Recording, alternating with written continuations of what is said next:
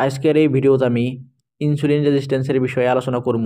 Insulin resistance কি জন্য হয় এই বিষয়ে আলোচনা করব। তো যে টাইমে আমরা খানা বস্তু খাই, খানা বস্তু ভিতরে যাওয়ার পরে ডাইজেস্ট হয়, ডাইজেস্ট হওয়ার পরে গ্লুকোজ আকারে রক্তর মাঝে দৌড়াদৌড়ি করে।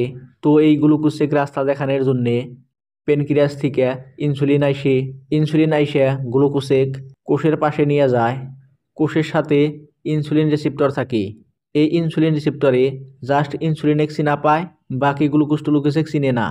তো যে টাইমে তোমার কোষ হেলদি থাকে, তুমি ফিজিক্যাল অ্যাক্টিভিটি করতেইছাও, জাঙ্ক ফুড খাইতেইছাও না, তোমার কোষ হেলদি আছে, ওই টাইমে এই ইনসুলিন রিসেপ্টরের সাথে বাইন্ড হয়ে গ্লুকোজ আসার সিগন্যালটা কোষের ভিতরে পাঠায়।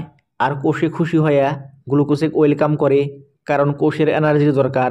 তো গ্লুকোজে ভিতরে অ্যালাউ করে।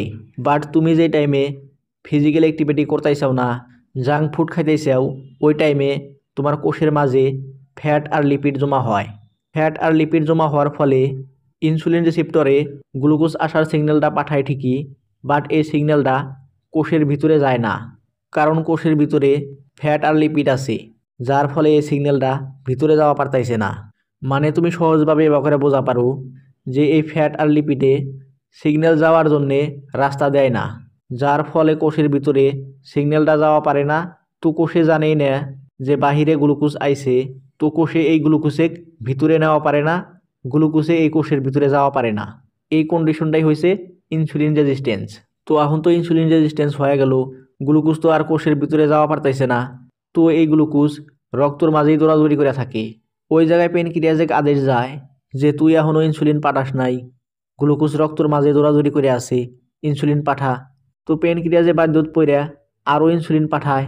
বাট ইনসুলিন রেজিস্ট্যান্স হওয়ার জন্যে কোষের ভিতরে ফ্যাট আর লিপিড থাকার জন্যে এই গ্লুকোজ কোষের ভিতরে যাওয়া পারতাইছে না। তার মাঝে তুমি আরও খাদ্য খাইয়া আসাও, তো গ্লুকোজের পরিমাণ রক্তত বৃদ্ধি হয়ে আছে। আর এই গ্লুকোজকে রাস্তা দেখানোর জন্যে প্যানক্রিয়াজে আরও ইনসুলিন প্রডিউস করে, যার ফলে প্যানক্রিয়াজের উপরে এক্সট্রা প্রেশার পড়ে, ওভারলোড হয়ে যায়। আর এই ওভারলোড হওয়ার কারণে প্যানক্রিয়াজের ইনসুলিন বানানোর ক্ষমতা লাহে লাহে কমে যায়। আর একটা টাইমে বাইসে যে টাইমে প্যানক্রিয়াজে ইনসুলিন বানানো বাদ দেয়, আর ওই টাইমেই বাহিরে থেকে এক্সট্রা করে ইনসুলিন নেওয়ার দরকার হয়।